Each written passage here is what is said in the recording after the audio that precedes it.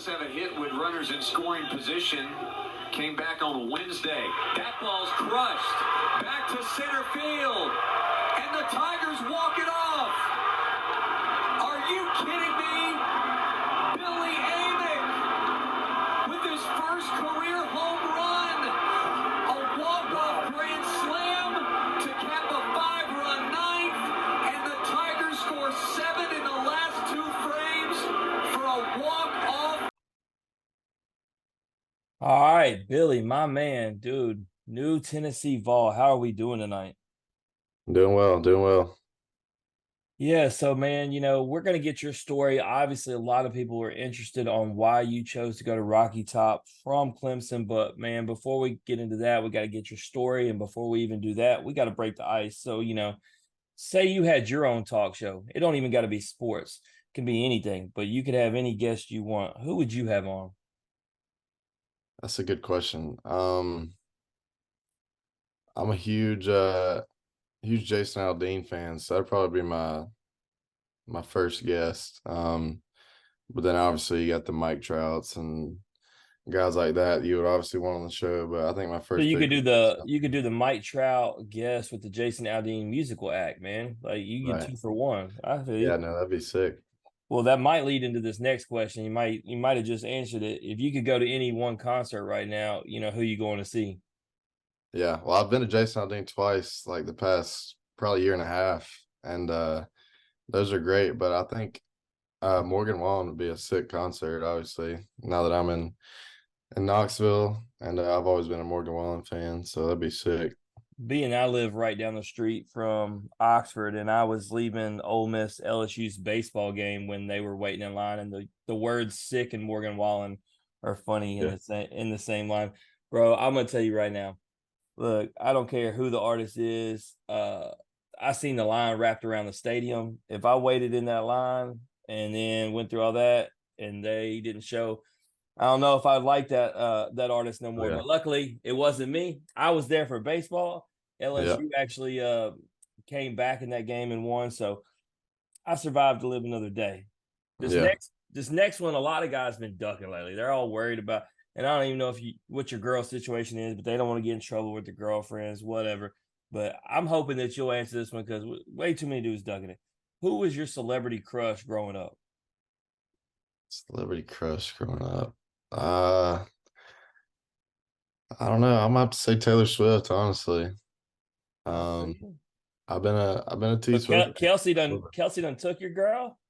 Kelsey's not bad. But yeah, I think my answer is Taylor Swift. Honestly, I've been a T Swift fan for a while now, especially now that she's all blown up with Kelsey and stuff. But yeah. How funny do you find it, man? These women trip me out. My wife's one of them. They try to write their own narrative, and Kelsey wasn't famous until Taylor Swift started dating him. It's like, dude, been the best tight end in the league for like a decade. Yeah, might be famous to women now, but nah, he's been doing it for a while. Yeah, no, it's working out for his brand for sure. This next one, man, last icebreaker. It's always the most important question. You are an athlete, so it's always who inspired you the most. Who's your favorite athlete of all time? Favorite athlete of all time is probably Ken Griffey. Just the way he played the game with that swagger. And you got the swing man.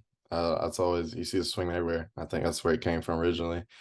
But yeah, just the way he plays the game, I think is what drew me into him the most. I mean, it speaks volumes because there's probably like an 18-year age difference between us, and for me it was Ken Griffey. Like, I mean, he's so iconic, it's carrying through multiple generations. He was that dude. If he wouldn't have had injuries, he would own every record, may have gone down as the greatest all time. But nonetheless, the kid, he still carries on. Have you watched, since you're now with Tennessee, have you watched the videos where they put Blake Burke swing side by side with Ken Griffey? I have not yet. It's crazy too because of their body type too. It's identical, like identical. And so, shout out Blake Burke while we're on a Vols episode. He got that Ken Griffey swing. He just he gonna have to level up a little bit to get in that. But nonetheless, He's got to track some balls down in the outfield or at first Yeah, before he gets all that. I don't think baby boy Burke is climbing that wall anytime soon. I think he's good at first. All right, so let's get into your story, man. For those who don't know, where are you from? I'm from Lexington, South Carolina, or you could say Batesburg, which is a small town really nobody knows. But Lexington's like probably 20 minutes away from Columbia, South Carolina, which is where University of South Carolina is at. I'm basically just a small town kid from South Carolina that So did you grow up a South Carolina fan? no, I was a born and bred Clemson fan. My whole family basically went to Clemson except for my dad, who didn't attend college. Um, but yeah, I was grown to hate the Gamecocks. So I heard that. Well, since you bring up your dad, man, I see here he's a NASCAR driver. yeah, it used to be. He quit when I was, I think, 6 months old, so I didn't get to experience all the good stuff. But yeah, he worked his way up from like dirt tracks in South Carolina with go-karts and ended up somehow racing trucks and then in NASCAR. So yeah. Yeah, no, that would have been cool as a kid growing up had he continued, man. You get to be down there, probably hanging out with the pit crew, getting the perks, being right there by all them race cars going by. That would definitely be a sick ride. He should have hung on long enough for you to be able to do it. Yeah, I wish he won't admit it now, but I beat him in go-karts nowadays. Oh snap! I mean, that's usually the tail of the tape. The kid always ends up beating the dad at some point and everything. It took me a while, but I remember my dad. I was like, I couldn't wait till I started getting bigger, and then started actually deboing him on the basketball court because for Oh yeah. the first like 10 years of my life, he was owning me. But Yeah. speaking of that, growing up, you obviously played baseball. Did you play any sports growing up other than baseball, or was it just baseball from the beginning? Yeah, no, I played baseball and football probably the longest. Played quarterback a little bit, but I mean I tried to pick up basketball, but it never really worked out for me. The cards never went my way with that. But no, I like playing football. I played through basically high school and then yeah, obviously played baseball. All right. So, what high school did you go to? So my freshman year I went to this little private high school that's like basically in my backyard. Like, I could walk to class pretty much. And I graduated with like I think it was like 15 people, like a Oh my. little private school. But my sophomore and junior year, I went to a baseball academy called P27, which is in Lexington, and it's grown to a lot bigger thing now than when I was there. But when I was there, it was basically some local kids that um were obviously trying to play at the next level, and we all got together. We started up as a summer team, and then the guy who his name's Corey Warner, who started that summer team, basically started the academy, and got a few guys to get in, a couple out of state guys, and it was fun. You basically got to do school online for like 3 hours a day, get a lift in, go to practice, and go home, which is every high schooler's dream. So I did that my Prepared you sophomore for junior. COVID, right? Like, I mean, Right. doing online classes. Yeah. So I did that my sophomore and junior year, and then went back to my private school my senior year to graduate. Well, I'm glad you went ahead and just explained that to me because when I was going through the SI department and reading all the different things, it was confusing on how it read, and now that would make sense why. Yeah. Uh, but I will ask, you said you played high school football and obviously playing baseball as well. I know how it is, and I grew up in Tennessee, and then I'm here in Mississippi. In South Carolina, is baseball a bigger deal, or is it still Friday night lights and football? No, it's absolutely Friday nights and football. They love their football down in South Carolina. I mean, baseball is still a pretty big deal, but I mean, I think like most other states, I think football is going to take the cake most of the time.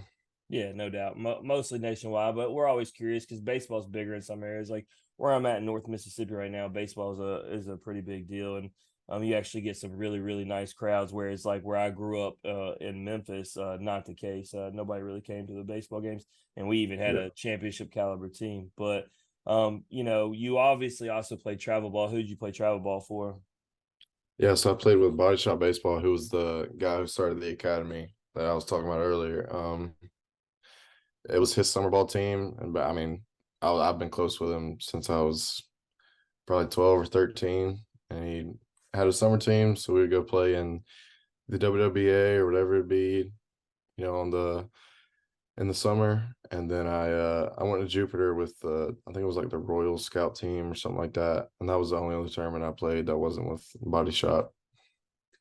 Yeah, so when you play for teams like that, obviously, and you talk about going to Jupiter, you get on the map, you do these showcases. That's how guys would get recruited at such an early age. So with that, when did you start having, coaches and teams show interest in you?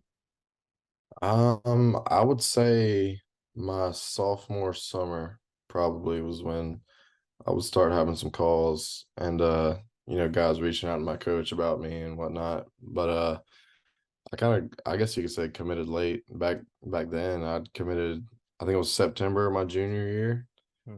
which it felt late committing to Clemson because But that's the there rule was like, now. So like, what yeah, you I did know. is what now is what they, want guys to do, which I actually think is great because we were having a conversation about it just yesterday. I mean, we've had so many guys come on here and they were committing at 13 years old and stuff, and it's like, man, like I don't know, you really haven't matured enough to make decisions like that. No, yeah, I had no clue what I wanted when I was 13, 14. I'm kind of glad I waited. I know my dad would say that he was the reason I waited because I wanted to get committed. I want to get it over with. But yeah, I was glad I waited, and really I got what I wanted out of it. Yeah, so obviously you choose Clemson. You talk about you grew up a Clemson fan. Did you give any other schools consideration, or were you going to go to the school that you always wanted to from the beginning? Yeah, Clemson was definitely my dream school originally, but yeah, I had a couple other visits in line. I think I had like three or four. I'm not completely sure what they were, but Clemson was the first one, and there's a different head coach now than there was when I visited. So I visited them first, and they ended up giving me what I wanted. So I committed a couple days after that. Didn't take any other visits. Yeah, usually when you're set up like that and you got a school you've rooted for and dreamed of your whole life, it don't take much thought. But with that, you get there when you go to a school that you've wanted to play for your whole life. Is there more excitement or are you actually nervous? Because I mean, you've kind of put this school kind of on a pedestal and now you're there playing. Yeah, my freshman year, it was definitely nervous, and I think that's why I didn't have the success that, or one of the main reasons why I didn't have the success that I did my sophomore year was because I was so nervous and so uptight. You know, I got a couple starts, but it was mainly pinch hit our bats, and I would get in there, trying to do the most, trying to hit a 450-foot home run, and that's not how it goes. And then sophomore year, I think I kind of realized that I'm just here to have fun, and realize the opportunity that's in front of me, and I think I just had fun with it, and that's how I ended up doing what I did. Yeah, no, and I got this here in the notes, so it's awesome that you said that because it's perspective, right? Like, you only played in 9 games freshman year, but we've talked to so many guys, and to some, they have a certain thought process about it, but when you talk to most of the guys, they don't usually have too many regrets because it gives them a sense of perspective. They get a chance to learn, um, figure out the things that they need to do better and improve on. And if you look at your jump from freshman to sophomore year, you clearly did that. And so with that, asking you, what's the one thing you probably did learn most that freshman year? So I think it goes back all to perspective. I think my freshman year, I was trying to do too much, trying to be the superhero, even if we were up by 10 or down by 10 with a pinch hit, and never really. Baseball doesn't work like that, and I think that would be the biggest thing I learned would be just that baseball's it's gonna go the way it goes, and there's really nothing you can do about it. I mean, It's obviously you a can it's a, work it's a hard and humbling it's a humbling sport for sure. It's a good God was looking out for me when he didn't make me a baseball player, made me a football player. I don't take failure well, and in order to play mm, baseball, you're going to have ups and downs. It don't matter if you're the best in the world. So I was never meant to be a baseball player. And some of these guys come on here and you see the things that happens to them, and I probably would have just quit. So Yeah. Yeah. My dad would always tell me if you get a hit 3 times out of 10, you're a Hall of Famer. So you just gotta accept that. absolutely. So, obviously major increase from freshman to sophomore year. Last year, you're first team All American by College Baseball Foundation, Collegiate Baseball, and NCBWA, second team All American and by ABCA, third team All American by Perfect Game, first team All ACC selection. Team's offensive MVP hit 413, 37 runs, 17 doubles, 2 triples, 13 home runs, 63 RBIs, 772 slugging percentage with a 464 on base percentage. Man, when I read off those accolades and those stats after talking about, only playing in 9 games freshman year, like, man, just how good does it feel knowing that you were able to make that jump that we're sitting here talking about? Like, I mean, we're not just talking about a little improvement, we're talking about significant improvement. And you were just talking about 3 out of every 10. You hit 413. So, I mean, just how good you Mm. feel about that? Yeah, I mean, it felt great, obviously, to do all that. But yeah, I was very, very happy to at the end of all of it. But I mean, it was all team oriented. Honestly, I was just trying to do my job, and that's what I'm gonna keep doing. But yeah, I was just really happy to be able to play ball every day, and yeah, I'm excited to keep going. Yeah, so I mean, going to the team part of it, obviously, I wanted to kind of focus on the individual part first because I mean, it is a team game, but individual accomplishment. I mean, when I read off those stats, like I said, absolutely amazing year. But as a team, if I have it right, I think y'all made or y'all won 18 in a row. You know, before we get into postseason, man, just talk about how much fun it was when you're on a win streak like that and playing the way Clemson was playing. Just how much fun was it? And what would you say was like during that time? What was like your favorite series?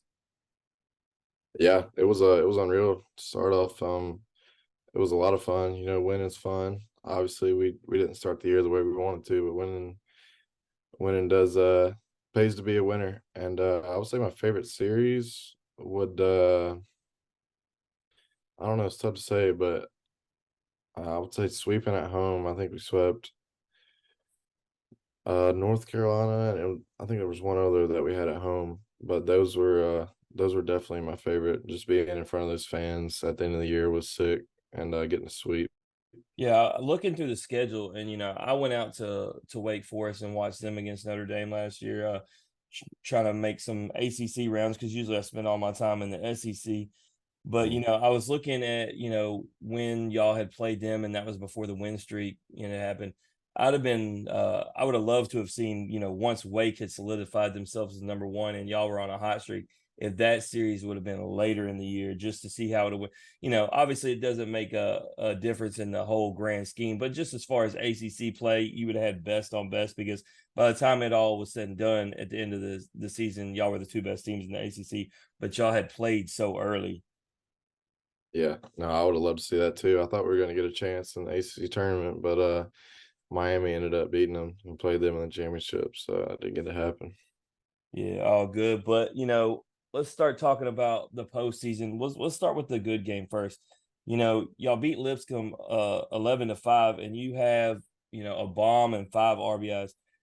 You grow up as a kid, wanting to play for Clemson. You get to be in the postseason in front of that environment, absolutely electric, and you're able to perform like that, man. Just, I mean, how amazing feeling was it? Like, I mean, basically everything you had probably dreamed of was coming to fruition in that moment. Yeah, yeah, absolutely. It was unreal. Honestly, that crowd was and environment was sick. I mean, I think that place was sold out for that game, and then obviously the Tennessee game. But yeah, that was sick. And then getting to do what I did in that game was really fun and get the win, obviously.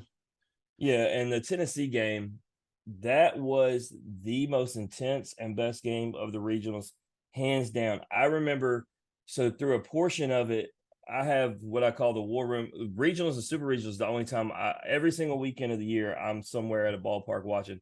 Mhm. I actually don't do regionals and super regionals because I have the war room set up. I have 4 TVs because I want to see everybody, man. So many good teams playing. And I had LSU on the big TV right in the center, and I had y'all on the TV to the left. And I'm telling you, I paid more attention to y'all's game than I did LSU because, like I said, that was by far the best game of regionals.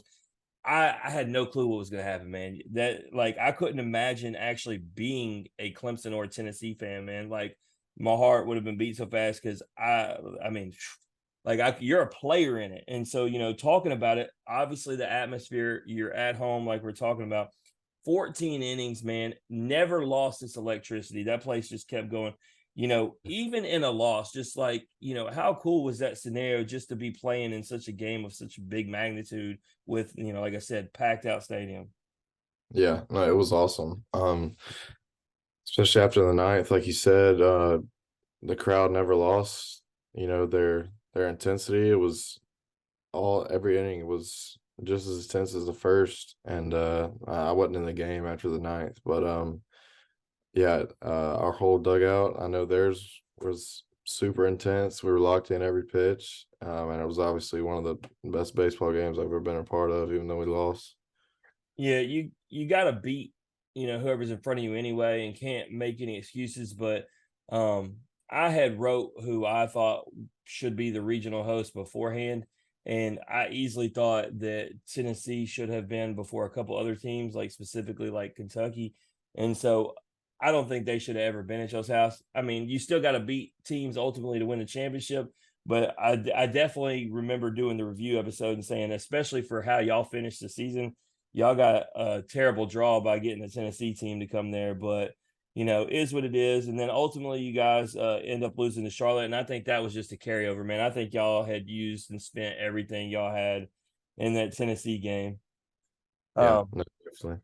but nothing. You didn't get a championship, which is ultimately your goal. But I feel like that Clemson team should hold their heads high. I mean, what y'all accomplished last year, especially like you said, starting the way y'all did, but obviously getting red hot and just getting the whole nation's attention. But ultimately, like I said, y'all do lose to Tennessee, who goes to Omaha. But now you transfer to Tennessee. So, man, talk to me, why Tennessee? And, because it's a unique story. A lot of guys transfer, but not a lot of guys transferring to the team that, ended their season. Yeah, no, I wouldn't. It was not at all obviously why, because they beat it. If you can't beat them, join them. That's what I got a lot. I got a lot of kickback for that, but it wasn't any of that. It just ended up being the right spot. That's really all it was. Once I was in the portal and got to, meet all these coaches and get around, I thought this was the best spot for me, and that's just how it ended up. Well, ironically, on my TV right now beside us is the Suns highlight, and it's got Kevin Durant. And I bring that up because a lot of people gave him grief, and then he won multiple championships, and no one cared anymore. So at the end of the day, people can say what they want, Billy. If you go to Tennessee, man, and y'all end up winning the championship, they can all kiss it, man, because Yeah, that's what you're there to do. So yeah, I mean, look, Tony V's a guest of the show. We've had equally, the reason we have such a big Tennessee audience is we had so many players. And every player that's came on here has said two things, unanimously. One, they would die on the hill for Tony V and the way, he is as a coach. And then the other, the fan base in Knoxville, and not even, I actually take a third one, not just the fan base in Knoxville, but just the sports in Knoxville in general. Baseball players talk about being able to go to football, basketball, softball, anything else in between. It's a whole different culture there in Knoxville. yeah, definitely. I've got a little taste of how it is, but I'm definitely excited for the spring to see the whole fan base come out. But yeah, like I said, I've got a little taste. Went to Nashville and had like an unreal amount of people there. I've never even heard of fall games getting that much attention. But yeah, I'm excited. Well, yeah, I love that they do that and they go play in a bigger park. They've done that the last few years. So good on Tennessee being smart about it. And then being that the whole state, a lot of them are Tennessee fans. It gives a neutral site where it's easier to go to. But talking about the guys that are there, I was talking about Tony V. We've had Drew Beam as a guest, Simo Burke, Denton. I could go for days. But talk to us about the fall. You talked about the travel, but talk to us about all of it. How have you felt, chemistry wise, getting to be a part of the team, and then how has the team looked overall? I personally felt great about the fall. I think mainly the fall is about, getting to know your teammates, playing with them. Obviously not on the same team because we're scrimmaging every day, but getting to know your teammates. I think coming together as a team happened a lot quicker than I expected because we have so many new guys. I think we have more new guys than we do returning guys, obviously. But I think even the returning guys all took to the new guys very well. Even I guess you could say me and Peebles and whoever else, Bargo, all the transfers. I think we all came together really early, and it's been great. I think everybody loves coming to the ballpark every day, getting to be together. I think we're all best friends. So it's been really fun this fall, with especially all, like I said, everybody from different backgrounds, coming from different schools and high school. But yeah, it's been really fun. Yeah, and I wouldn't be surprised if you didn't tell me like Drew Beam was one of the most welcoming people because two things come with him. Not only guys that transfer to Tennessee, but when we talk to guys who play Team USA, like Drew Beam is always a name, and he's a two-time guest of the show. But they always say just Drew Beam is that guy that like, man, is always nice, welcoming you in, friends with everybody, like, and you love to hear that about guys, that we're fans of. So I know he's probably one of them. Um, Talk to us about, Mhm. a pitcher outside of Beam, and that's kind of why I went there because one of the questions coming into this year isn't the lineup, right? So especially adding you in, a lot of returning guys in the lineup, but Burns obviously transfers out, Chase Dolander leaves, and then a lot of bullpen guys leave. So talk to me. You've been able to face some of these arms. For those who are listening, man, give me a few guys that have really stood out this fall. Yeah, it sucks to face them all fall. I'll tell you that first of all. But so we got Sneed that transferred in. He's looked good. AJ Russell, who's a returner this year, he looked really good in the Forward Series this past weekend. I faced him, struck out. He looked pretty good. And then we got a couple more transfers and a couple returning guys in the back end of the bullpen, like Combsy and guys like that, that are leading the way. We got some talented freshmen too that I know everybody's excited about. So yeah, I'm not very worried about that. Yeah, no, and when I say people, that's people who are more casuals. Obviously, I study this game, and I've already been on record on Twitter. I've given 5 teams that I said are the only ones that I'll give a chance to win the national championship, and y'all are one of them. Mm. Especially like I said, I really love your lineup coming in, especially you talking about you and Peebles coming in. And Simo and Burke and them. So like I just feel really good if the pitching all stands there. Y'all got QB1 Drew Beam, like I said, leading the way. I feel really good. And looking at y'all schedule, like I remember looking at, for instance, you got LSU and South Carolina, like your hardest ones come to you because I don't find anything hard about going to Vandy. I actually went there for fall ball against Wake Forest a couple weeks ago. It's like a high school stadium. That place. Mhm. Yeah, When I you go know. there, you'll know exactly what I'm talking about. Yeah, I mean it's got, I don't know, it holds like 2,500 people, and like the left field is up underneath the football stadium. Man, I've been yeah, I've been covering SEC, and that's actually the first time I've been there. I've been everywhere else like a whole bunch, and it's mainly because I don't like Vandy. If you can't tell by the way I'm talking about it, I get there and I'm yeah, like, where the hell am I at? So yeah, y'all go there and take care of business. But I like the way y'all yeah. schedule lines up, and I expect to see y'all in Omaha. I'm going to a couple series. The one I'm looking forward to is actually the last one of the year. I am going to that South Carolina one. I think both y'all and South Carolina will be legit, and that possibly Yeah. could be a series that's determining who wins the East. So I look forward to that. But before I cut you loose, we're gonna play a game called This or That. You down to play? Yeah, let's do it. All right, This or That is brought to you by Chinook Seedery. They are the official sponsor of In Off the Bench, Team USA Baseball. You can actually find them in the Tennessee dugout. So with that, I know you've had them. What's your favorite flavor? I'm an original guy with the Chinooks. I'm not gonna lie. You're the first dude. You don't even have to say anything else. I'm an original guy. I'll have the other ones, but I'm straight OG. And because they're not like David's and they don't have all that salt and leave the national, I just, man, I'll chew on the original all day. You're the first guest we've had that said original, man. So fine. Like everybody acts like I'm crazy because they're like, oh man, how can parm not be your favorite or dill pickle? And I'm like, I don't even like pickles, bro. Why am I gonna eat pickle seeds? Yeah, the barbecue's not bad either, but if they're all sitting there, I'm gonna take the original probably. Yeah, no doubt. And then our other major sponsors, shout out to Memphis City. I brought this hat because it was orange and black. Got a Tennessee episode, so figure we bring out the dark mode orange, even though I don't say Tennessee. So shout out to Memphis City. But with that, I give you two options. You pick one or the other. You can't say neither, can't say both. And so here we go. PlayStation or Xbox? PlayStation. Favorite game? I've been on the Fortnite just like everybody else here lately. Have you got a chance? He's not there anymore. I know that no, actually it is. It's Bean that likes Fortnite. It's Doe that likes Call of Duty. You be playing against Drew? I have not played with Drew yet. He hadn't invited me. I don't think he wants to. I don't think he wants to play with me. That's not, man, that's messed up. I know this. The rumor on the streets, we had Doe on our other show, Pros and Joes, the other day talking about it because we had talked about it in his original IOTB episode.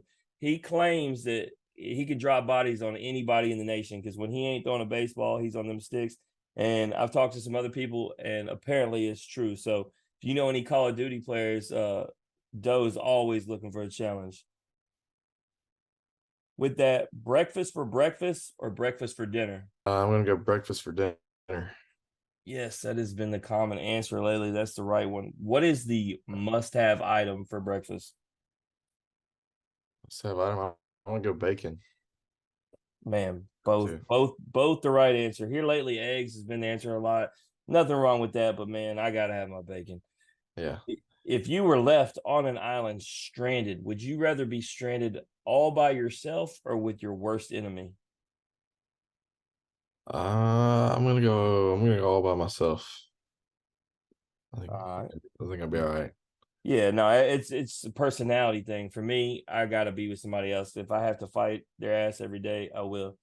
But all right, you haven't got to wear them yet, but obviously you've seen them. What uniform you think looks better, the smoky grays or the dark mode black? Dark mode black all day. Yeah, it's the one I prefer too, but them smoky grays are sick. I actually like the smoky grays better in the football version than baseball. I went to the LSU game last year where Tennessee came in and whooped our ass, and they did it in those grays, and I was like, man, not only did they whoop us, but they did it looking good too. I was like, yeah. I got to wear the gray uniform in the Fall World Series one night, but I can't wait to put on that black. Yeah, no doubt. All right, so talking about the island thing, a hot question we've been asking because the show Survivor's on right now. If you were to play Survivor with your baseball team and you could pick somebody who you think could outlast everybody on an island, playing competitions, having to outsmart, outwit everybody, who you got? Obviously, you haven't been on the team, for years, but based upon what you've seen, who do you think would win? I got a good idea of who would. I think I'm gonna go Hunter Ensley. I think he's the man. He can outlast everyone. I heard that. Well, shout out to Hunter then, because to beat everybody, that's what's up. All right. Would you rather own a massive yacht or a private jet? I'm gonna go private jet. I think it'd be very convenient for a baseball player, especially somebody who wants to travel everywhere. Yeah, no doubt. I'm actually a massive yacht person, but this baseball season, I usually drive everywhere. I wouldn't mind having a jet going place to place, but me and my son, he goes with me to every series every weekend, so he's 11. I don't mind the road tripping with him. If I was by myself, it might be different. But last question to wrap up here, if you had the option, first pick in the draft, which is basically, $9 to $10 million signing bonus, or win the national championship, which one you choosing? National championship all day. Just another guest coming on here and lying. I see you. All right. Oh, I ain't lying either. Nah, Skeens came on here who was the first pick on Pros and Joes, and I went ahead and asked that question again. because he got asked when he was on originally, and he said he'd still take the national championship and all the memories that came. So Yeah. getting the answer from the guy who was the first pick and did get that money, it gives perspective to everything, because that man said he would give that money right back. So Oh yeah. tells you everything you need to know. But with that, man, I'm gonna let you get out of here. It's late. Is there anything you want to plug or promote? Whether it's NIL or nonprofit, you got anything going on? No, I'm all good. I appreciate you having me on, man. Yeah, no, absolutely. So if you want to check out Billy, you can go to IG on Billy underscore Amick, or Vol_baseball. You can check out what Tennessee's going on. We're going to plug some sponsors, and then when we come back, we're going to talk about the Survivor College Baseball Draft.